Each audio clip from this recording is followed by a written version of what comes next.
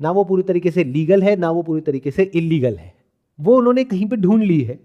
मतलब मान लो market close होती है 3:30 बजे, लेकिन उसके बीच में 2 मिनट का कुछ है टाइम, उस टाइम पे कुछ हो रहा है, या फिर कुछ और है, कोई बंदा है जो मैथमेटिशियन है, उसने कुछ मैथमेटिकली कुछ ढूंढ निकाला है इनएफिशिएंसीज, बट वो किसी को बताता नहीं है।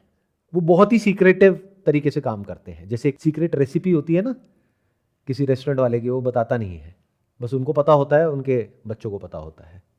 ऐसे ही मैंने अभी तक ऐसा कोई भी सक्सेसफुल ट्रेडर नहीं देखा है जो आ करके मार्केट में लोगों को बता रहा है, सिखा रहा है या कोर्स बेच रहा है। हाँ, शॉर्ट टर्म में 1-2 महीने में, 3 महीने में कमाया, बेच दिया, दैट इज ओके, वो तो आपने भी किया ना। 5 महीने तक कमाया तो समझदारी क्या थी कि 5 महीने कमाने के बाद में 5 महीने का ट्रैक रिकॉर्ड हो गया, उसके बाद में कोर्स बेच देते कि देखो मैंने 5 महीने तक पैसे कमा लिए। यही करने वाला था। इसको बोलते हैं ग्रेटर फूल थ्योरी, कि मतलब जब हम बेवकूफ़ बन जाते हैं तो फिर उसका एक तरीका होता है कि हम साइड हो जाए, हम बाहर निकल जाएं। दूसरा है और बड़ा बेवकूफ़ ढूंढो, बहुत है दुनिया में, कोई कम थोड़ी है। और इसमें कुछ भी गलत नहीं है, क्योंकि वो लोग तो तैयारी बैठे हैं, ये तो नीड है।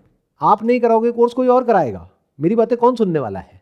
मेरे को तो गालियां पड़ने वाली है कि आप क्या बोल रहे हो, आपको कुछ नहीं पता इसके बारे में। आज मैं ना थोड़े दूसरे तरीके से इस प्रॉब्लम को अप्रोच कर रहा हूँ। पहले मैंने इसको डायरेक्टली अप्रोच किया। डायरेक्टली मतलब मैंने सीधा ही बोल दिया कि भाई इस सबसे दूर रहो। लोगों को समझ नहीं आया। कहते हैं ना, किसी को मना किया जाए कि इस दीवार के पीछे मत झांकना, तो सब उस दीवार के पीछे भाग जाएंगे।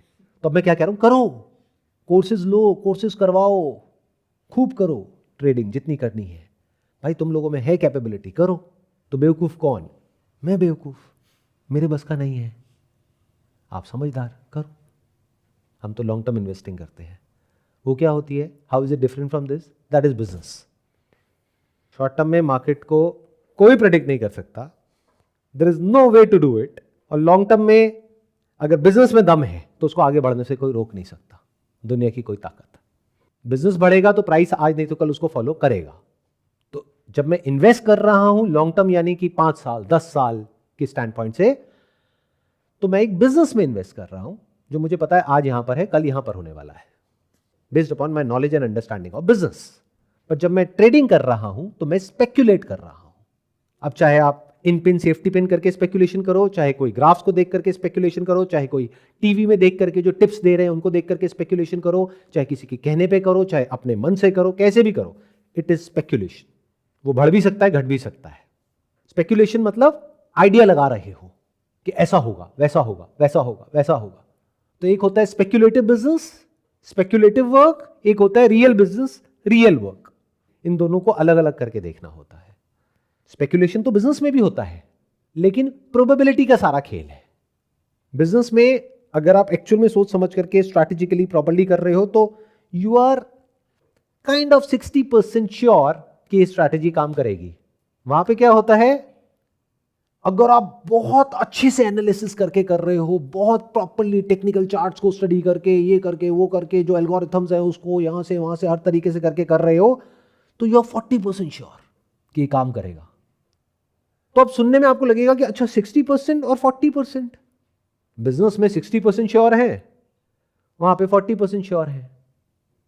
बट ये जो 50 का मार्क है ना, जैसे आप इसके नीचे चले जाते हो तो इससे क्या समझ आ रहा है कि लॉन्ग टर्म में आप जीत ही नहीं सकते। बल्कि ये मैंने 40-60 बोला, even if it is 49-51, then also long term में अगर वो 49 है तो आप हारोगे। मतलब समझ गए? 2 बार लगाया, एक एक बार आया, तब कोई दिक्कत नहीं है, तब 50-50 हो गया। बट 50 से 1 पॉइंट भी कम हुआ, 49 भी हुआ और यहां 51 भी हुआ, तो लॉन्ग टर्म में आप जीतोगे। 51 वाले में दुनिया की कोई ताकत आपको हरा नहीं सकती मैथमेटिकली, अगर बार बार फेल होने के बाद भी आप ट्राई करते रहो तो। और 49 अगर है उसकी प्रोबेबिलिटी, तो लॉन्ग टर्म में आप पक्का हारोगे, दुनिया की कोई ताकत आपको जिता नहीं सकती। तो अब आपको देखना है क्या 50% के इधर हो या इधर हो, चाहे अपने करियर में ग्रो करने वाले हो, चाहे कोई बिजनेस है, चाहे कोई ट्रेडिंग एक्टिविटी है, चाहे कोई बेटिंग ऐप है, प्रोबेबिलिटी क्या है।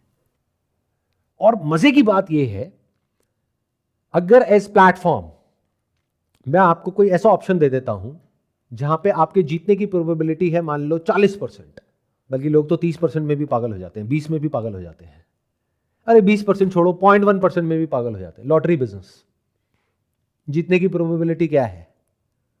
0.00000000001%। फिर भी कितनी टिकट बिक जाती है?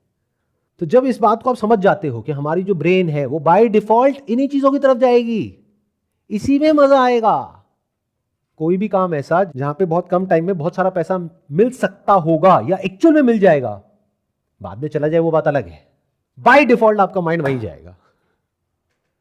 इसलिए ट्रेडिंग इतनी ज्यादा पॉपुलर है, इसलिए इस तरह की और जो स्पेक्युलेटिव एक्टिविटीज है वो इतनी ज्यादा पॉपुलर है, इसलिए गवर्नमेंट ने इतना टैक्स बढ़ा दिया है इस तरह की एक्टिविटीज के ऊपर, लेकिन उसके बाद भी कोई फर्क नहीं पड़ रहा है, क्योंकि जिसको करना है वो तो करेगा। कोई भी कुछ भी बोलता रहे, उससे क्या फर्क पड़ता है।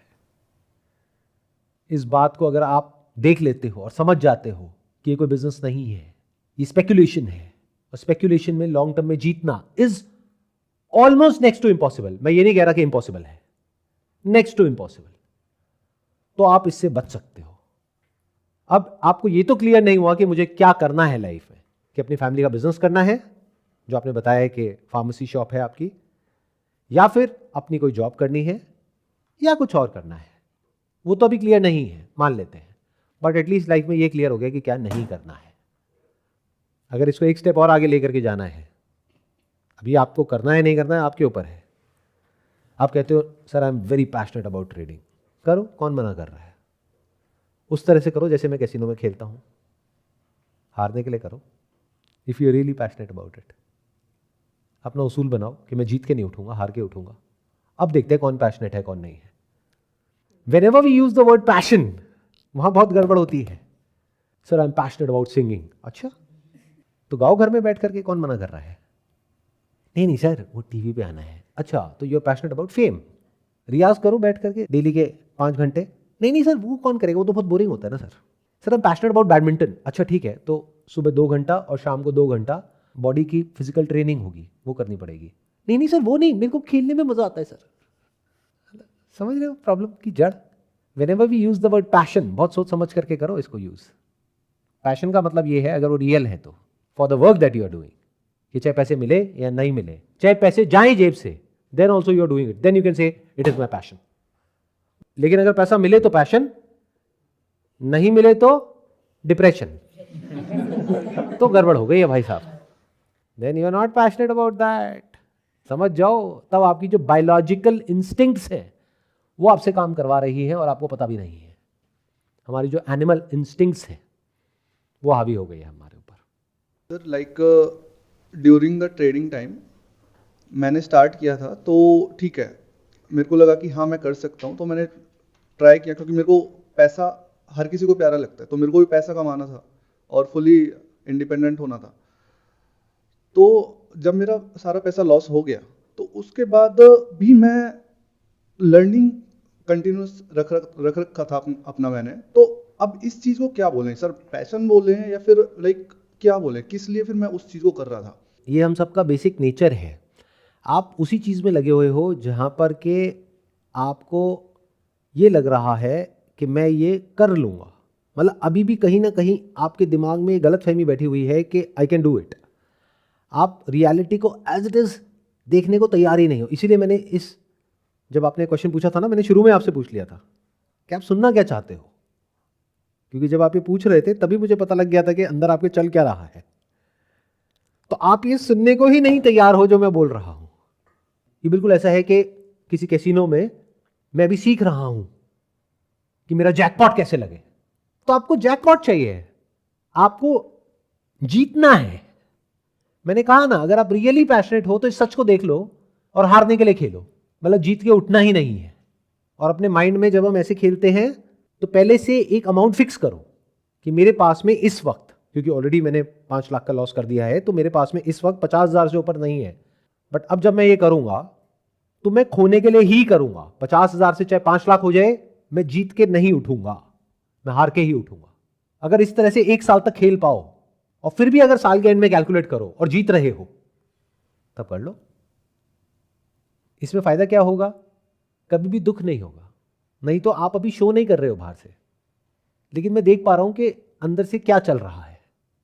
We can not even imagine कि अभी इनके अंदर चल क्या रहा है, बट मैं तो समझ पा रहा हूं ना। पैसा क्या होता है, ध्यान से समझो, पैसा क्या होता है।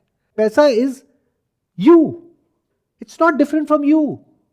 इन अदर वर्ड, जैसे कोई अगर हमारा हाथ काट देता है तो दर्द होगा, but that is physical pain.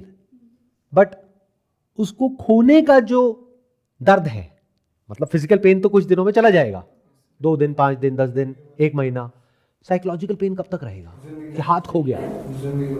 ऐसे ही जब ट्रेडिंग में लॉस होता है तो एक होता है फिजिकल पेन जो 1-2 दिन, 3 दिन तक रहता है, एक है साइकोलॉजिकल पेन जो जिंदगी भर रहता है।